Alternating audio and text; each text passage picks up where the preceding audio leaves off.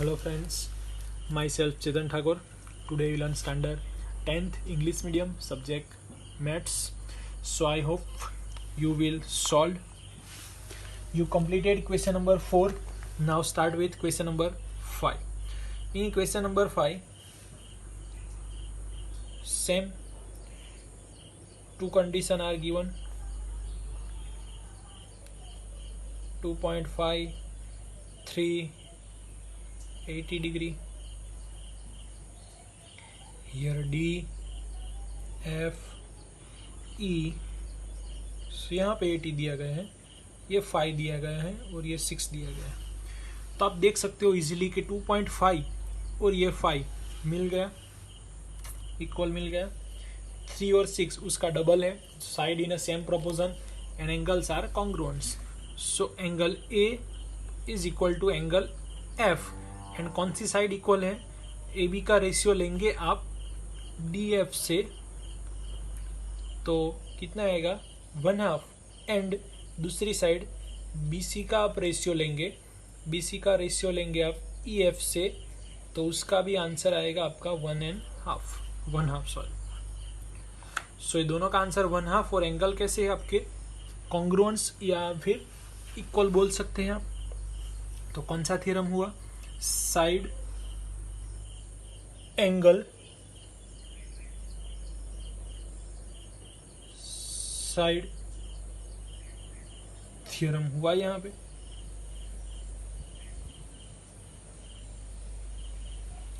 Side angle side हुआ यहां पे नहीं, क्योंकि लास्ट टाइम मैंने आपको क्या सिखाया था, ये देखो कि एंगल कहाँ पे इक्वल होना चाहिए? दो साइड के बीच में एंगल इक्वल होना चाहिए, तब आप लिख सकते हो साइड एंगल साइड थ्योरम. दो एंगल्स इक्वल होने चाहिए तब आप लिख सकते हो साइड एंगल साइड. तो दो साइड कौन सी इक्वल है? ये. और दूसरी साइड कौन सी इक्वल है? यहाँ पे दो साइड सेम प्रोपोर्शन में है, तो एफ जैसा कौन होना चाहिए? यहाँ पे बी होना चाहिए. एफ और बी का रिलेशन ही क्लियर होगा. यहाँ पे ए और एफ का मिसमैच हो जाएगा. एंगल तो equal is no doubt, but हमारा जो लिमिटेशन है, क्राइटेरिया, वो क्या है कि दो साइड एंगल की बात करेंगे हम, तो एंगल कौन सा इक्वल होगा? जो साइड से एंगल बनता है वो, यानी कि दो साइड के बीच में एंगल इक्वल होना चाहिए. ये एंगल की बात कर रहे हैं हम. ये तो एंगल इक्वल होगा दो साइड के बीच में, ये दो साइड सेम प्रोपोर्शन में होगी, ये एंगल इक्वल होगा, तब उसको बोलेंगे. तो यहाँ पे तो ये दो साइड से एंगल कौन सा बन रहा है? एफ. तो ये तो राइट है, बट ये दो साइड से एंगल कौन सा बन रहा है? बी. तो उसके बारे में तो आपको इन्फॉर्मेशन नहीं दी गई है. ये जो बताया गया है वो तो ए के बारे में है, यानी कि क्या लिख सकते हैं हम? तो उससे क्या लिखेंगे हम कि ये जो है वो इक्वल नहीं है, नॉट सिमिलर. Not similar. और उसका रीजन क्या है कि when the two corresponding sides are proportion, but क्या आएगा? corresponding included एंगल, यानी कि corresponding साइड है उसके बीच में बनने वाला angle are not equal. Two corresponding sides are proportion, but corresponding included angles are not equal. So we can say that this given triangles are not similar. Question number 6. In question number 6 we have to given two triangles also.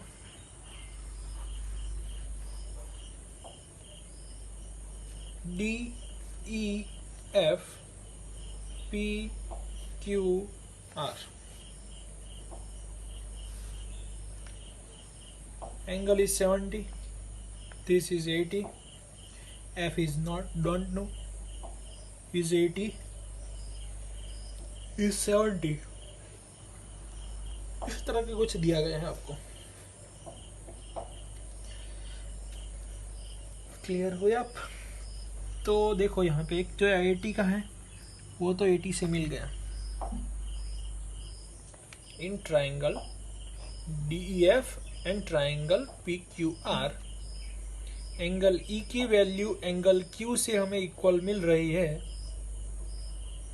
तो एक काम खत्म हो गया आपका, E is equal to Q।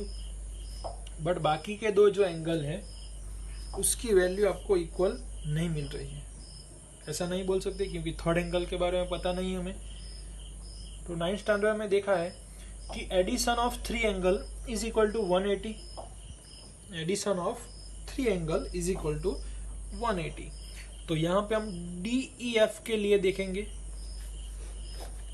आपको पूरा step by step लिखना है। Angle D plus angle E plus angle F is equal to 180। तो एंगल D की वैल्यू 70 है, E की वैल्यू 80 है, तो एंगल F हमें मिल जाएगा। क्या होगा 70 प्लस 80 कितना हुआ 150। So angle F is equal to 180 minus 150। So angle F is equal to 30।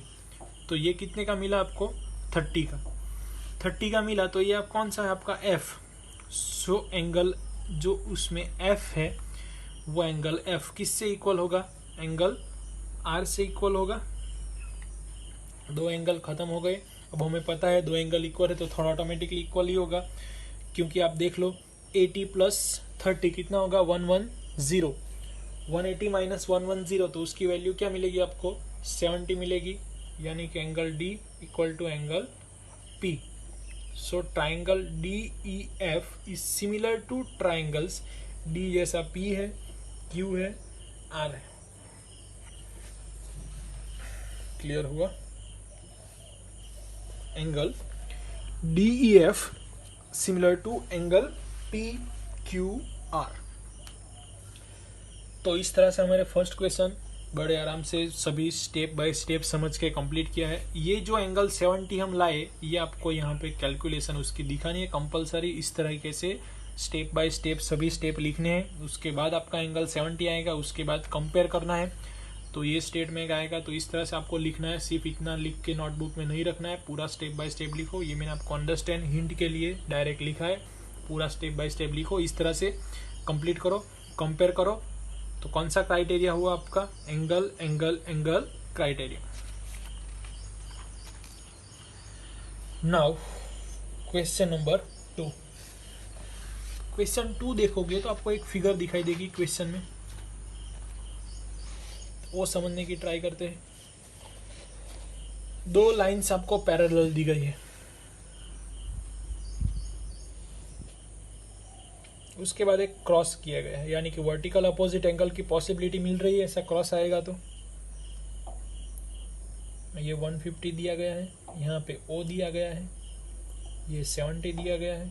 Labelling कर देते हैं D C A B ऐसा दिया गया है। तो आपको ढूंढना क्या है, यहाँ पे DOC ढूंढना है, DCO ढूंढना है और OAB, ऐसे 3 एंगल आपको ढूंढने हैं। DOC ये एंगल ढूंढना है आपको। दूसरा जो एंगल ढूंढना है वो DCO एंड OAB।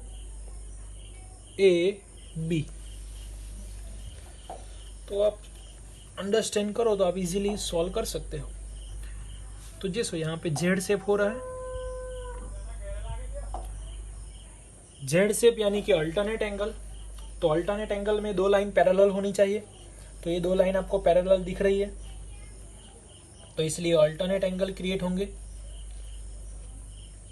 ये भी हो गया, बट हमें यहाँ पे कहा नहीं है दो लाइन कॉन्ग्रुएंट से दो लाइन इक्वल है, ऐसा आपको बताया नहीं गया है, तो वो स्टेटमेंट हम यूज नहीं करेंगे। दूसरा भी हम कर सकते हैं, ये दोनों कैसे एक्सटीरियर एंगल है, ये 180 linear pair of linear angle भी बोल सकते हैं, या तो फिर एक्सटीरियर एंगल भी बोल सकते हैं। क्योंकि अगर इस तरह से ट्राइंगल होगा तो ये एंगल को क्या बोलेंगे हम, एक्सटीरियर एंगल बोलेंगे, और उसका एडिशन ये एंगल जितना होगा, ऐसा हमने सीखा था। तो ये वही बात एक्सटीरियर एंगल की बात हुई। 9th स्टैंडर्ड में ये भी टॉपिक आ जाता है। तो ये ट्राइंगल है, तो उसका ये हुआ क्लियर। ये ट्राइंगल हुआ तो उसका एक्सटीरियर एंगल हुआ, तो उसका एडिशन कितना होगा, इन दोनों जितना होगा। क्लियर। और दोनों कैसे है, लीनियर एंगल है, तो लीनियर एंगल का भी हमें पता चल सकता है। तो ये बात हुई। तो स्टेप बाय स्टेप लिखते हैं। In triangle DOC, in triangle DOC angle CO, angle CO, angle COB,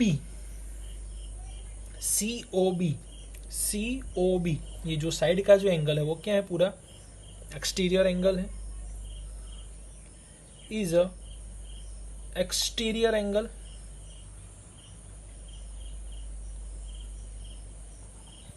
exterior angle है तो उसका एडिशन कितना होगा, COB,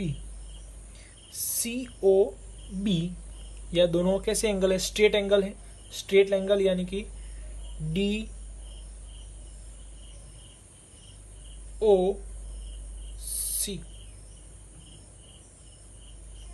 फिर से एक बार समझाता हूं आपको।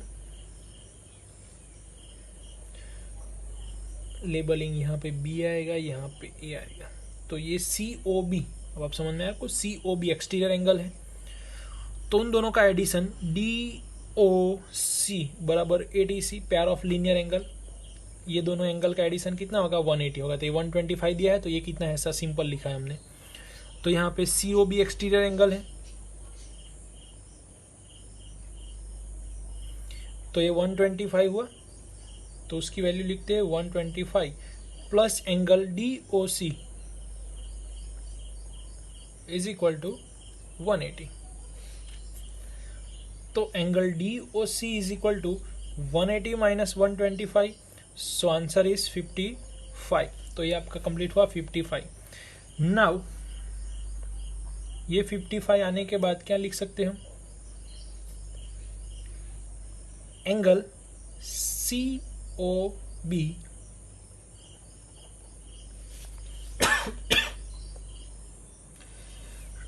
हमें पता है कि एंगल COB, अब ये रूल्स यूज करना हमें, एक्सटीरियर एंगल है तो उसका एडिशन कितना होगा, ODC प्लस DCO, इन दोनों एंगल जितना होगा।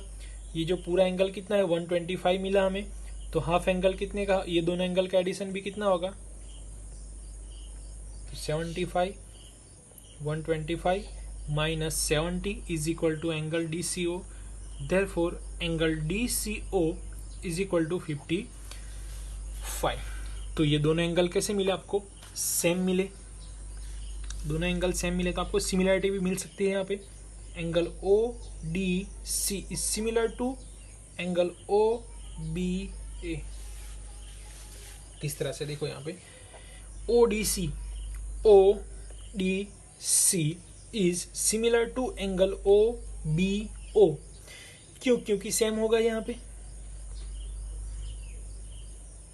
दोनों की वैल्यू सेम ही होगी ना।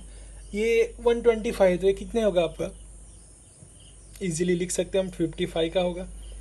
उसी तरीके से वर्टिकल ऑपोजिट एंगल से भी लिख सकते हैं, ये उसका एक्सटीरियर एंगल होगा, तो इन दोनों का ये एंगल बाद में एक्सटीरियर लेंगे, तो इसका ट्राइंगल का एक्सटीरियर एंगल ये आया, तो फिर उसका एडिशन इन जितना होगा। तो इस तरह से हम देखेंगे तो आपको दोनों सिमिलर मिलेंगे, यानी कि दोनों ट्राइंगल सिमिलर मिल गए, तो सारी वैल्यू मिल गई, सिमिलर होंगे तो क्या लिख सकते हैं हम, एंगल OAB जो ढूंढना है आपका A कितना होगा, 55 का ही होगा। तो इस तरह से कंप्लीट होगा हमारा सम। ये तीनों एंगल मिल गए हमें। DOC कितना मिला आपका, तो ये वो भी 55 मिला। दो ही स्टेटमेंट यूज़ किया, एक्सटीरियर एंगल का यूज़ किया है, इन दोनों का एडिशन कितना होगा, 180 होगा, इन दोनों का 180 होगा, ऐसे पेयर ऑफ लीनियर एंगल है इसलिए। उसके बाद एक्सटीरियर एंगल का पता है आपको, एक्सटीरियर एंगल होगा तो उसका एडिशन इन दोनों एंगल जितना होगा। तो इस तरह से ये कंप्लीट हुआ। तो ऐसे करके ये question number 2 are completed. Thank you friends.